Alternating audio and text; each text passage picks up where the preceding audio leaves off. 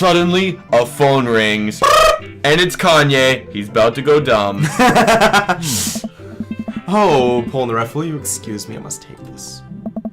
He pulls a cell phone out of his pocket. I'm a little surprised it's not a rotary phone in his pocket, you know? Go for it, man. Huh. Damien smiles and walks back to the house. I take a deep breath and enjoy the heavily perfumed air. What a lovely yard. This makes me wish I had put a little more effort into the garden than Amanda and I tried that one time. Our watermelons grew to the size of cherry tomatoes and then immediately died. Oh, hey, a gargoyle. And there's another one.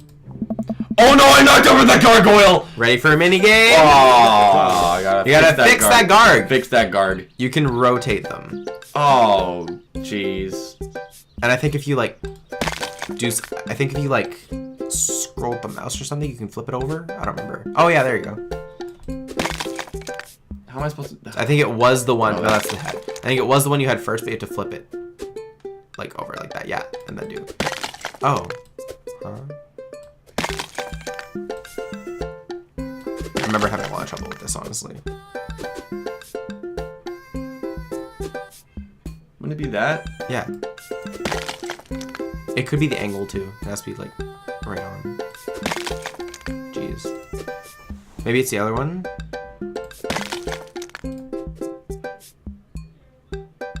Not that way, that way. Try that, and then if not, flip it. Oh, there we go. Now do the one we just had. Okay, and then the head. Out of time. Bullshit! Come on! Wait, it didn't show us. It was an A? It was an A, I think. Crap. I can't figure this out. Oh, here comes Damien. He looks upset. Hope it's not about the guard. The guard? I'm so upset that didn't... Because, like, if I had to rotate it and get it right, I don't know how lenient that was. Yeah, it was a little bit... It's very specific. My sincerest apologies to have kept you waiting. There's an urgent matter that I was handling. What? Polnareff, did you break my gargoyle? All I did was lean on it. I just had it installed last week. No matter. I suppose it will give me a chance to work on my masonry skills. Now, if you'll excuse me, I'm afraid I must take my leave. Fuck. That's no problem, dude. Everything alright? Damien worries the hem of his coat with his fingers and looks away. Everything's perfectly fine, but it's Lucian. What's wrong? He appears to have, well, his teacher needs me to come to the school post-haste. Do you need help? Oh, no, you don't have to. Let me come with you. Us dads gotta stick together. You're right. This is one of Lucian's more elaborate stunts. I would greatly treasure having another parent by my side. Let's go. Damien and I walk into the school and are immediately greeted by an anxious-looking Hugo. Hey, Damien. You're here in record time. I'm trying to remember what his voice was. It was like the... Hi, Damien. Yeah. I wouldn't miss it for the world, dear friend. Wow, whatever it is, it doesn't seem like this is Hugo and Damien's first time to the My Kids Are in Trouble rodeo. Huh. What is it this time? This, Damien, you have to see to believe.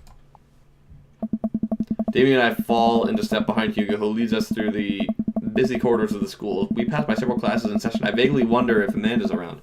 Hugo eventually ushers us into a small boiler room with a flight of rickety stairs down into darkness.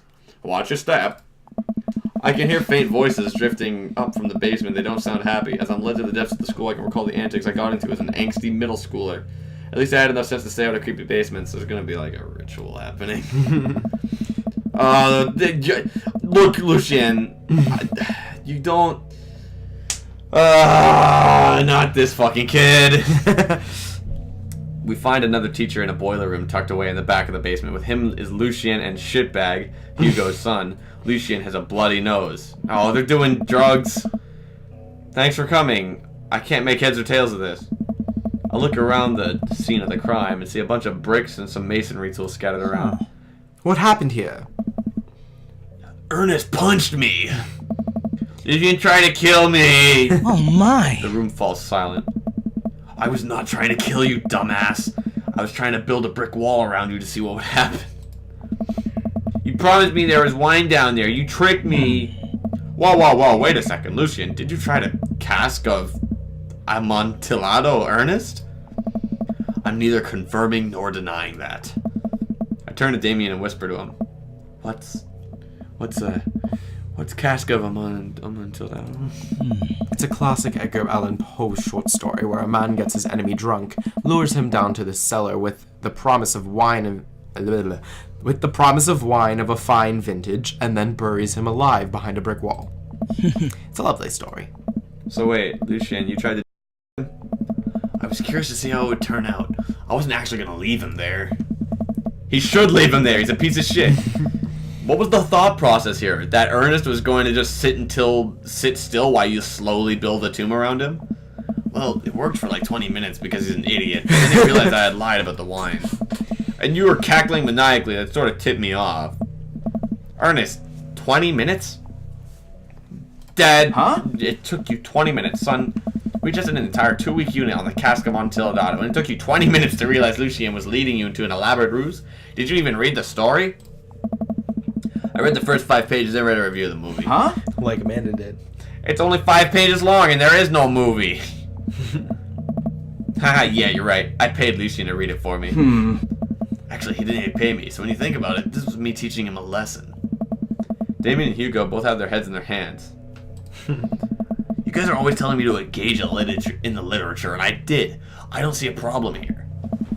Alright, I'm filing this under what the hell. Don't do whatever that was again. You two are both suspended for a week. Ernest and Lucien high five. Yeah! The teacher starts to stomp up the stairs.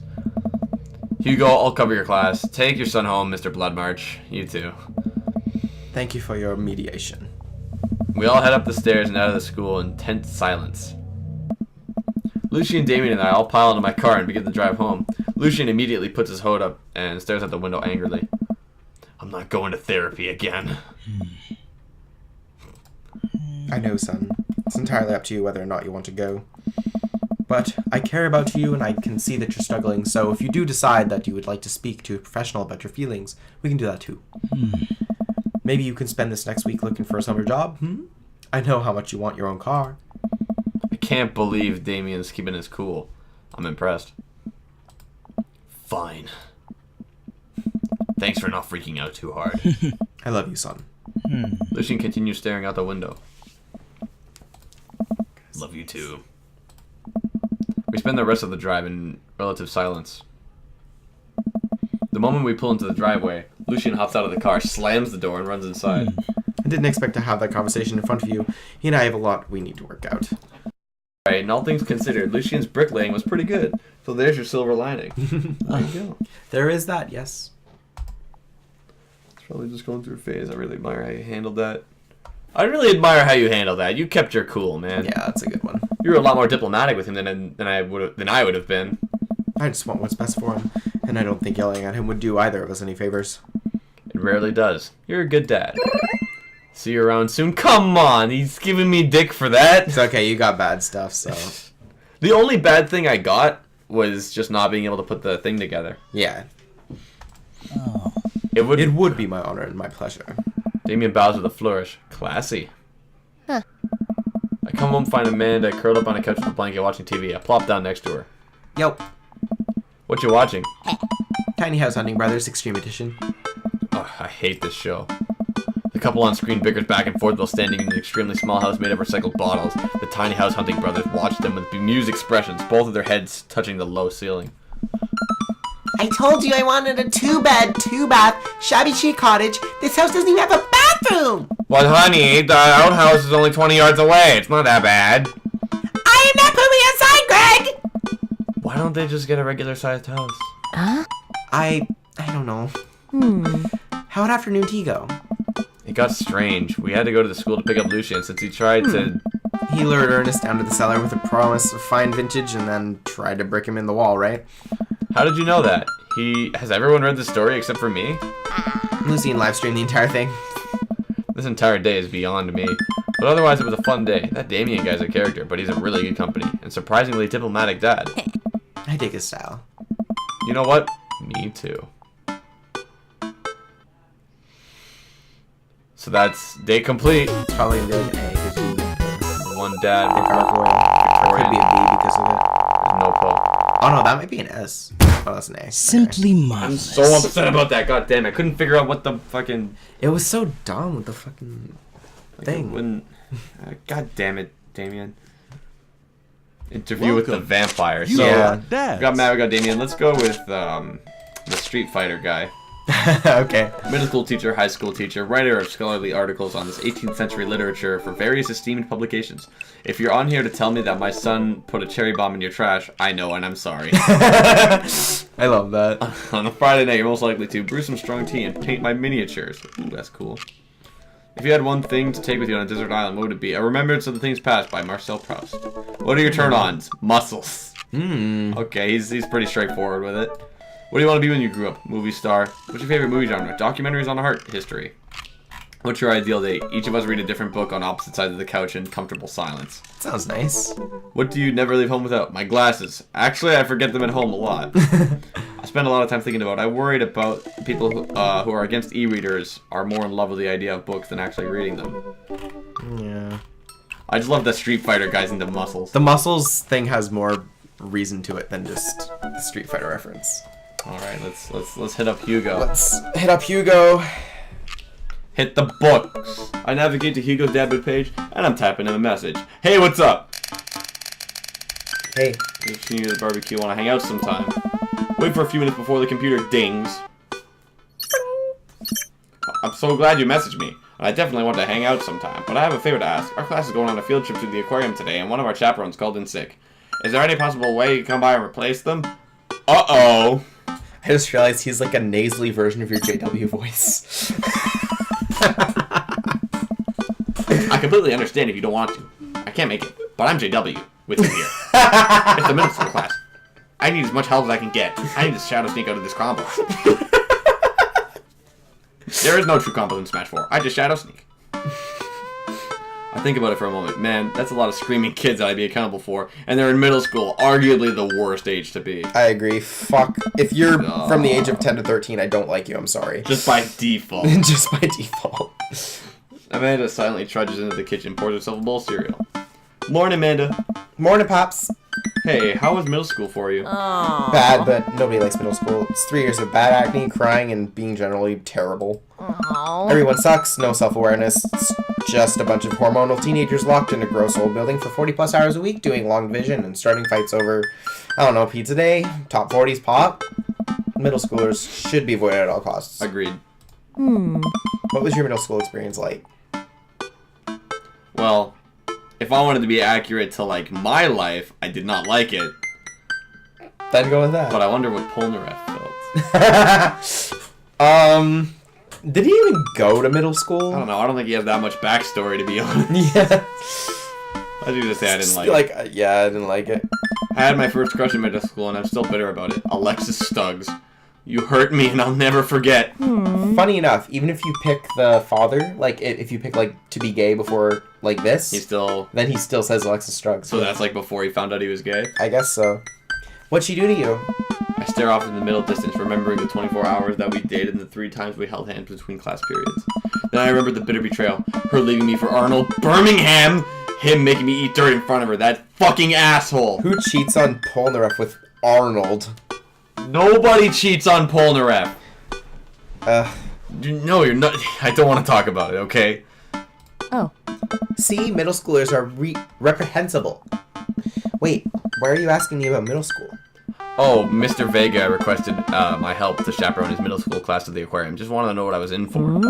You get to go to the aquarium? Are you kidding me? Kidding me? Last field trip I got to go on was to the clam chowder factory. They didn't even give us clam chowder. They just gave us square pizza at a clam chowder factory.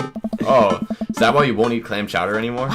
No, it's because Bobby Wellingham threw up into one of the vats of clam chowder. I'm the only one who saw it happen. Oh, shit. It haunts me. Right, let's leave that story firmly in the past. Anyway, you should just do it. Mr. Vega sounds like you could really use the help. Plus, you get to hang out with cool fish. Amanda, I get kind of weird about aquariums. The ocean makes me nervous. What? Are you worried about a whale that's gonna pop out of the touch tank and swallow you whole? Don't you put fear in my heart. Well, do they have penguins there? Yes, they have penguins there. Then it's settled. Penguins outweigh fear of ocean. I sit back down on the computer and I let Hugo know that I'm available. Hugo! He tells me to meet him at the aquarium and gives me the address. I grab my keys and kiss Amanda on the forehead before I head out. I arrive at the aquarium to find the school buses have beaten me there. Preteens huddle around the teachers in small groups, yelling at each other and goofing off. Every teacher looks like they're at their wits' end. Hugo jogs up to me looking frazzled. I'm so glad you're here. Hugo! My boy, Hugo! NCG Hugo. NCG Hugo. It's been a debacle all morning. We're short-handed and most of the kids won't stop screaming. And I'm sure you know that's the case with all middle schoolers. I lived through Amanda at 12. I'm all too familiar. Great, well it's you and me chaperoning a group of 10 kids. They're over here. Hugo walks me over to a gaggle of preteens who are all sitting on the ground playing with their phones. They're not kicking each other like some of the other groups, so we're off to a good start. Can you guys put your phones away, you fucking idiots? All the kids look up for a moment to stare at Hugo, then they go back to texting. At least they're quiet? Too quiet. These guys are up to something. I can feel it. There's no way. They're too busy thinking about not getting food stuck in their braces to pull any stunts. It's middle school after all. We'll see. The classes start filling into the aquarium and Hugo hands out a massive stapled packets of paper to each kid. At least this looks like better drawn than the garden. Yeah, it does, for sure. They either do at the end of the field trip. Yes, this will be a for grade. No, you can't borrow a pencil. Come on, Hugo. Look, they didn't expect this. Come on, you can't do it to them like that. You'll see. So someone's gonna like fucking stab someone else with it. They collectively grow and grab the sheets. Someone's gonna get stabbed with a pencil. What's in the packet? Hey! Honestly, it's just busy work so the teachers can have a moment's reprieve. I think it's one of the questions to ask them to sit quietly for 10 minutes and think about the Great Barrier Reef. Teacher hacks. I like that. Wait, I thought you were an English teacher. What does the aquarium have to do with the books? Oh. We just did a unit on the old man in the sea. Nothing quite like introducing kids to the futile perseverance of the human spirit by making them pet stingrays. Oh! Gives us time to check out some of the exhibits as well. Come on, they have a phenomenal selection of tropical fish. While the kids sit on the floor and pretend to do their assignments while they text, Hugo and I wander over to a large tank filled with brightly colored fish. Hugo points to brown and white fish with long spines. Hey! Hey, that right over there, that's a lionfish. Did you know their stomachs can expand up to 30 times in size? Whoa! Their spines are venomous too. Nature is hardcore. You think that's bad? Take a look at this one over here. He points to a spiny, grumpy-looking fish near the bottom of the tank. That's a stonefish, the most venomous fish in the world. And they just, like, keep it here? Oh, they're relatively harmless as long as you don't step on them. What happens if you step on them? Tissue necrosis. Cool. That just means your foot dies. Nature is wild. Man, Hugo seems to know a lot about fish.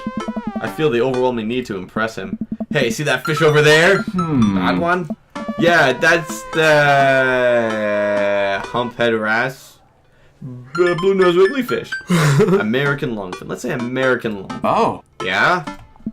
Did you know that political fish trivia, psychiatric fish trivia, paranormal? Well, he's a he knows more about this than I do, so I don't think paranormal's going anywhere. You gotta, yeah, you have to go the joking angle on this one. Oh, I have to meme him? Yeah, you have to meme him, because you think it's funny. Oh yeah? Okay then. This fish sleeps upside down, but contrary to popular belief, it's not an actual vampire. It is not an actual vampire. That's the vampire fish. Wait, are you serious? No. I'm playing it for the gag here, Hugo. Come on, you know that I know all this shit about fish. I totally know the real answer. Yes. Yes. Ha, good one. Yes. Yes. We lead the kids to another room. Sharks, sea turtles, eels, and other marine life swim around a massive floor-to-ceiling aquarium. The kids begin trying to take selfies with the sharks. Hugo leaves my side and separate two kids started fighting over a Capri Sun. I walk around the room, reading the tiny little blurbs with different fish swimming inside the enclosure. I've never been to an aquarium, but it sounds fun. You've ever been to an aquarium? Never. Oh, they're so pretty. It's usually really like dimly lit, like it's dark, and then like there's lights in the back of the tank, so you can just see all the colors. It's so cool. But yeah, like I know there's the one like close by near the CN Tower, which Ripley's. one day I'll We need to go there eventually. I haven't been there either. After a while, I look around to see Hugo again. He's gazing up at the aquarium in childlike wonder. The ripples in the water cast blue, moving shadows across his face. For someone surrounded by angry, hormonal preteens, he looks completely peaceful. He looks really cute in this light. I hope he doesn't notice me staring. Wow. Wow. I walk over to join him. Beautiful, isn't it? Well, Oh, we can be pretty forward. We can. I don't know, because Hugo's not my favorite, so I don't know if I'm gonna. You can say the middle one then. You learn a great deal from Mother Ocean, you know? Yeah. A great many mysteries lie in the ocean. It truly is fascinating to be able to observe it in a setting such as this. That's, of course, a pretty astute point, Jean-Pierre. We stand together for a moment admiring the wonders of marine life. We eventually make our way to the touch tank room, which seems to be the only thing the kids are actually interested in. The tank is filled with a variety of horseshoe crabs, sea urchins, stingrays, and small fish. I stand around the edges of the tank and keep a wary distance from the sea life. Who knows what kind of nefarious plants that horseshoe crabs for my well-moisturized hands. Hugo rolls up his sleeve and sticks my hand in the water. Don't you want to pet some rays, Jean-Pierre? Just like shoves his hand like, don't you want to fucking... You don't get a choice! Oh, I think I'm good. I don't really. I think I should just stay over here and admire them from a respectable distance. Come on, it'll be fun and informative. Don't make fun of me, but I'm scared to touch them. I get weird when there's no glass separating us. I don't know what any of those things are, but I get the feeling they'll probably bite me and my delicious hands if given the chance. Nothing in this tank can hurt you. The stingrays have had their barbs removed. The horseshoe crabs only eat little clams, and the anemones are perfectly safe to touch. Against my better judgment, I approach the tank, slowly dipping my hand into the cold water. I touch a stingray as it glides past me. See? Not so bad. Feels like fun, slimy leather. Things get a lot less scary when you learn more about them, right? I dive my head back into the touch tank with renewed vigor for ocean life. I poke at some urchins and feel the hard carapace of a horseshoe crab. My hand brushes against Hugo's as we reach for the salmon anemone. I pull away, blushing. Hugo smiles at me. Hey, you're supposed to be touching the fish. Oh, shit. Ooh. Sorry, I just got a little carried away. Some to wait. That girl over there looks suspicious. Why is that? Oh. Our backpack's usually that wet? Hold on. Oh, no. Susan! Susan! Oh my god, Susan! She's a water type! She's a water ice. Susan, get back here! Hugo runs after a middle schooler named Susan and catches her before she can make it to the exit. Want to tell me what's in the bag? For clarity, Jacob's job. one of our friends was streaming Pokemon, and another one of our friends was on his stream and told a story about a manager he had named Susan, and then our friend caught a Suicune, and we named it Susan. Yeah. So, Susan, the managerial Suicune, is a character among us. Yeah. Textbooks? Want to tell me what's really in the bag? Susan won't budge. I walk over to Hugo and Susan. I think he might need a bad cop. Look, kid.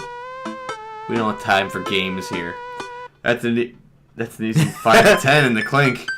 What? I think the only good one is the first one. I'm not afraid to hit a child, you little Yeah, bitch. you can't say that around teacher. Oh no, he would fucking kill me. He would be hitting me. Yeah. What the hell does this even mean? I think next time on Dream Daddy we'll tell you if we're afraid to hit a child or not.